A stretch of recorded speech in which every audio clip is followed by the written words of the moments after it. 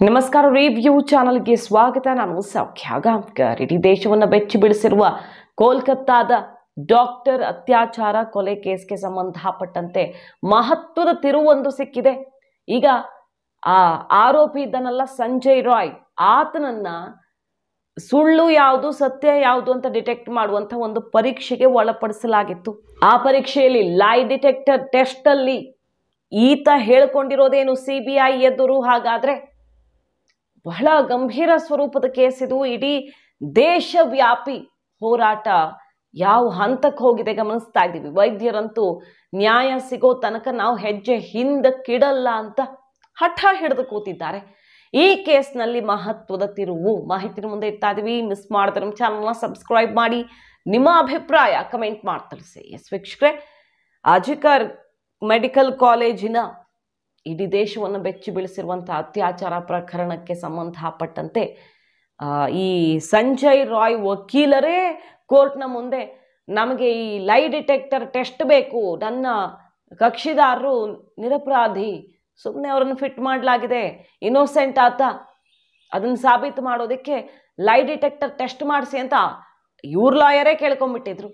ಈ ಆರೋಪಿಯ ಲಾಯರೇ ಕೇಳ್ಕೊಂಡಿದ್ರು. ಆಮೇಲೆ CBI ಕೂಡ ಈ ತನಿಖೆಯಲ್ಲಿ ಒಂದಿಷ್ಟು ಮಹತ್ವದ ಸಾಕ್ಷಿಗಳು ಸಿಗಬಹುದೇನೋ, ತಿರುವುಗಳು ಸಿಗಬಹುದು ಅಂತ ಲೈ ಡಿಟೆಕ್ಟರ್ ಟೆಸ್ಟ್ಗೆ ಕೋರ್ಟ್ ಮೂಲಕ ಪರ್ಮಿಷನನ್ನು ಪಡ್ಕೊಂಡಿತ್ತು. ಈಗ ಈ ಟೆಸ್ಟಲ್ಲಿ ಅಚ್ಚರಿಯ ಅಂಶಗಳು ಹೊರಬಿದ್ದಿದ್ದಾವೆ ಮತ್ತು CBIಗೆ ತಲೆನೋವಾಗಿ ಪರಿಣಮಿಸಿದೆ. ಆದರೆ ಈ ಲೈ ಡಿಟೆಕ್ಟರ್ ಟೆಸ್ಟಲ್ಲಿ ಹೇಳಿದಂತಹ ವಿಚಾರಗಳು, ಸ್ಟೇಟ್ಮೆಂಟ್ಗಳು ಸಾಕ್ಷಿಯಾಗಲ್ಲ, ಎವಿಡೆನ್ಸ್ ಆಗಲ್ಲ ಯಾವುದೇ ಕೇಸ್ಗೆ. ಬಟ್ ಇನ್ವೆಸ್ಟಿಗೇಷನ್ ಏಜೆನ್ಸಿಗೆ ಒಂದು ದಾರಿ ಸಿಕ್ಕಂಗಾಗತ್ತೆ. ಅದರ ಆಧಾರದಲ್ಲಿ ಇನ್ವೆಸ್ಟಿಗೇಷನ್ ಇನ್ನಷ್ಟು ಸ್ಟ್ರಾಂಗ್ ಮಾಡಬಹುದು ಅನ್ನೋದಷ್ಟೇ. ಏನು ಹೇಳಿದ್ದಾನೆ ಸಂಜಯ್ ರಾಯ್ ಅದನ್ನು ಒನ್ ಬೈ ಒನ್ ನಿಮ್ಮ ಮುಂದೆ ಇಡ್ತಾ ಹೋಗ್ತೀವಿ. ಮಿಸ್ ಮಾಡಿದ್ರೆ ನಮ್ಮ ಚಾನಲ್ನ ಸಬ್ಸ್ಕ್ರೈಬ್ ಮಾಡಿ, ನಿಮ್ಮ ಅಭಿಪ್ರಾಯ ಕಮೆಂಟ್ ಮಾಡಿ ತಿಳಿಸಿ. ಎಸ್ ವೀಕ್ಷಕರೇ, ಆ ದಿನ ಆಯ್ತಲ್ಲ ದೊಡ್ಡ ಘಟನೆ, ಆ ದಿನ ಏನಾಯಿತು ಅನ್ನೋದನ್ನು ಹೇಳ್ಕೊಡ್ತಾನೆ ಆತ.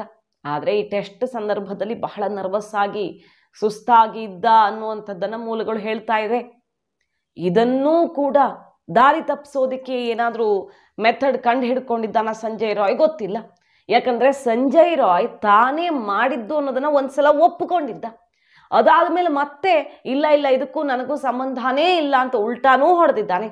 ಈ ಟೆಸ್ಟಲ್ಲಿ ಏನಾಗಿದೆ ಅಂತ ಕೇಳಿದ್ರೆ, ಮೊದಲು ನಾನು ನನ್ನ ಫ್ರೆಂಡು ಮದ್ಯ ಸೇವನೆ ಮಾಡಿದ್ದೀವಿ, ಪಾರ್ಟಿ ಮಾಡಿದ್ದೀವಿ ಅನ್ನೋದನ್ನು ಹೇಳಿದ್ದಾನೆ. ಅದಾದ ಮೇಲೆ ರಸ್ತೆಯಲ್ಲಿ ಒಬ್ಬ ಹೆಣ್ಮಗಳನ್ನು, ಬೇರೆ ಯಾರೋ ಹೆಣ್ಮಗಳನ್ನು ಹಿಂಸೆ ಮಾಡಿದ್ದೀವಿ, ನಾವು ಚುಡಾಯಿಸಿದ್ದೀವಿ, ಹಿಂಸೆ ಒಳಪಡಿಸಿದ್ದೀವಿ ಮತ್ತು ತನ್ನ ಗರ್ಲ್ ಫ್ರೆಂಡ್ಗೆ ಕಾಲ್ ಮಾಡಿ ಆಕೆಯ ಅಶ್ಲೀಲ ಚಿತ್ರಗಳನ್ನು ಕಳಿಸುವಂತೆ ಒತ್ತಾಯ ಮಾಡಿರೋದ್ರ ಬಗ್ಗೆ ಕೂಡ ಆತ ಒಪ್ಪಿಕೊಂಡಿದ್ದಾನೆ. ಅದಾದ ಮೇಲೆ ರೆಡ್ ಲೈಟ್ ಏರಿಯಾಗೆ ಇಬ್ಬರು ತೆರಳಿದ್ದಾರೆ. ಆದರೆ ಲೈಂಗಿಕ ಕ್ರಿಯೆ ನಡೆಸಿಲ್ಲ. ಅಲ್ಲಿ ರೆಡ್ ಲೈಟ್ ಏರಿಯಾದಲ್ಲಿ 2 ಕಡೆಗೆ ನಾವು ವಿಸಿಟ್ ಮಾಡಿದ್ದೀವಿ, ಬಟ್ ವಾಪಸ್ ಬಂದಿದ್ದೀವಿ ಅಂತ ಹೇಳ್ತಾನೆ ಈ ಟೆಸ್ಟಲ್ಲಿ. ಅದಾಗ್ತಾ ಇದ್ದ ಹಾಗೆ ಈ ಮೆಡಿಕಲ್ ಕಾಲೇಜಿಗೆ ಡೈರೆಕ್ಟ್ ಬರ್ತಾನೆ, ಸೆಮಿನಾರ್ ಹಾಲ್ಗೆ ನುಗ್ತಾನೆ. ಈತನಿಗೆ ಸೆಮಿನಾರ್ ಹಾಲಲ್ಲೇ ಯಾರೋ ಇದ್ದಾರೆ ಅಂತ ಹೇಳಿದವ್ರು ಯಾರು, ಯಾಕೆ ಬಂದ ಅಲ್ಲಿ, ಇದಕ್ಕೆಲ್ಲ ಈ ಎಲ್ಲ ಪ್ರಶ್ನೆಗಳಿಗೆ ಉತ್ತರ ಬೇಕಲ್ಲ. ಆಕೆ ಡಾಕ್ಟರು ಈಗ ಯಾರ ಜೀವ ಹೋಗಿದೆಯೋ, ಅನ್ಯಾಯ ಆಗಿದೆಯೋ, ತನ್ನ ಡ್ಯೂಟಿ ಮುಗಿಸಿ ಸ್ವಲ್ಪ ರೆಸ್ಟ್ ತಗೊಳ್ತಾ ಇದ್ರು, ಮಲ್ಕೊಂಡಿದ್ರು, ನಿದ್ದೆಗೆ ಜಾರಿದ್ರು. ಆದರೆ ನಿದ್ದೆಯಲ್ಲಿದ್ದಂಥ ಹೆಣ್ಣು ಮಗಳನ್ನು, ಡಾಕ್ಟರನ್ನು, ಟ್ರೈನಿ ಡಾಕ್ಟರನ್ನು ಈ ರೀತಿ ಕೃತ್ಯಕ್ಕೆ ಒಳಪಡಿಸಿ ಸಾಯಿಸಿರೋದು ಅನ್ನೋದಲ್ವಾ ಕೇಸು. ಈ ಥರ ಓಡಾಡಿರುವಂಥ CCTV ಫುಟೇಜ್ಗಳು ಸಿಕ್ಕಿವೆ, ಪೂರಕವಾದ ಎಲ್ಲ ಸಾಕ್ಷ್ಯಗಳು ಸಿಕ್ಕಿವೆ. ಆದರೆ ಆತ ಒಪ್ಪಿಕೊಳ್ತಿಲ್ಲ. ಮೊದಲು ಒಪ್ಪಿಕೊಂಡ, ಆಮೇಲೆ ಯೂಟರ್ನ್ ತಗೊಂಡ.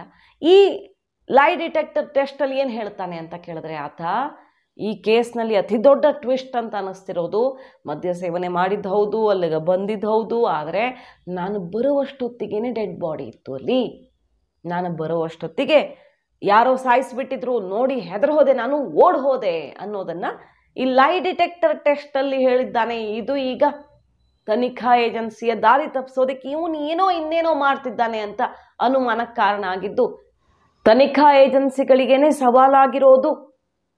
ಆತ ಬೇರೆ ಎಲ್ಲ ಪೂರಕವಾಗಿ ಆನ್ಸರ್ ಮಾಡ್ತಿದ್ದಾನೆ, ಬಟ್ ಅಲ್ಲಿ ಬಂದ ಮೇಲೆ ಏನಾಯಿತು ಅನ್ನೋದಕ್ಕೆ ಉತ್ತರ ಇಲ್ಲ. ಆತ ಸುಳ್ಳು ಹೇಳುತ್ತಿದ್ದಾನೆ ಅನ್ನೋದು ಡಿಟೆಕ್ಟ್ ಆಗಿದೆ ಅಲ್ಲಿ. ಯಾಕೆ? ಆತನ ಮುಖದ ಮೇಲೆ ಪರಚಿದ ಬೇರೆ ಬೇರೆ ರೀತಿಯ ಗಾಯಗಳಿದ್ವು. ಆ ಗಾಯ ನಿನ್ನ ಮುಖಕ್ಕೆ ಯಾಕಾಯ್ತು? ಆಲ್ರೆಡಿ ಡೆಡ್ ಬಾಡಿ ಇತ್ತು.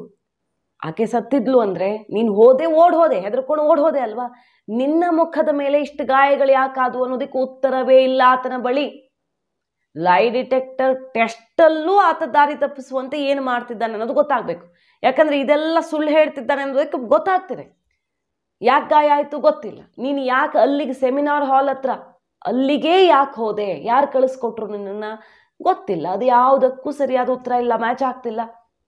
ಆದರೆ ತಾನು ಹೋಗುವಷ್ಟೊತ್ತು ಹಿಂಗಾಗ್ಬಿಟ್ಟಿತ್ತು ಅಂತಿದ್ದಾನೆ ಆಸಾಮಿ.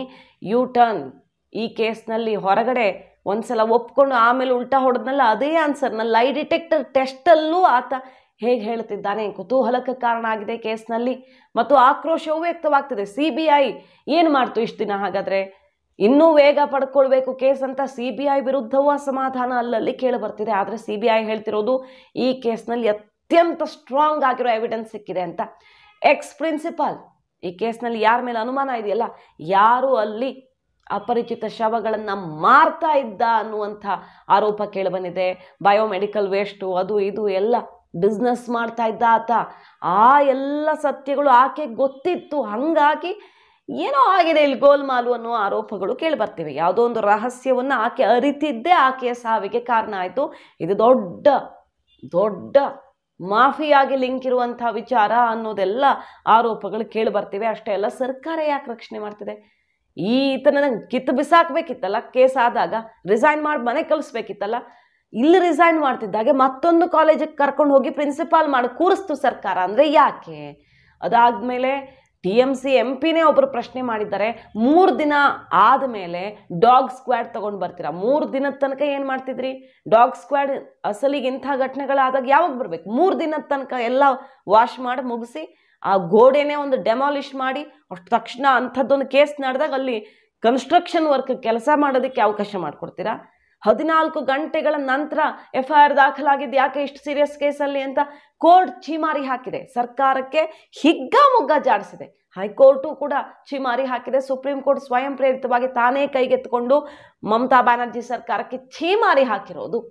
ಇಷ್ಟೆಲ್ಲ ತಪ್ಪುಗಳು ಕಾಣಿಸ್ತಿದ್ದಾವೆ. ಸರ್ಕಾರ ಆರೋಪಿಯನ್ನೇ ರಕ್ಷಿಸೋದಕ್ಕೆ ಪ್ರಯತ್ನ ಮಾಡ್ತಿದೆಯಾ ಅನ್ನೋ ರೀತಿಯಲ್ಲಿ ವಾತಾವರಣ ಕಾಣಿಸ್ತಾ ಇದೆ. ಇದರ ನಡುವೆ ಈಗ CBIಗೆ ಅತಿ ದೊಡ್ಡ ಸವಾಲಾಗಿ ಪರಿಣಮಿಸಿರೋದು ಲೈ ಡಿಟೆಕ್ಟರ್ ಟೆಸ್ಟಲ್ಲೇ ದಾರಿ ತಪ್ಪಿಸೋಕೆ ನೋಡ್ತಿದ್ದಾನೆ. ಬಟ್ ಸಿಕ್ಕಾಕೊಂಡಿದ್ದಾನೆ.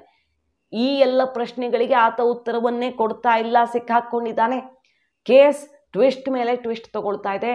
ಅತ್ಯಂತ ಗಂಭೀರ ಸ್ವರೂಪದ ಪ್ರಕರಣದಲ್ಲಿ ನಮಗಷ್ಟೇ ಮಹತ್ವದ ಸಾಕ್ಷಿಗಳು ಸಿಕ್ಕೊಂಡಿವೆ.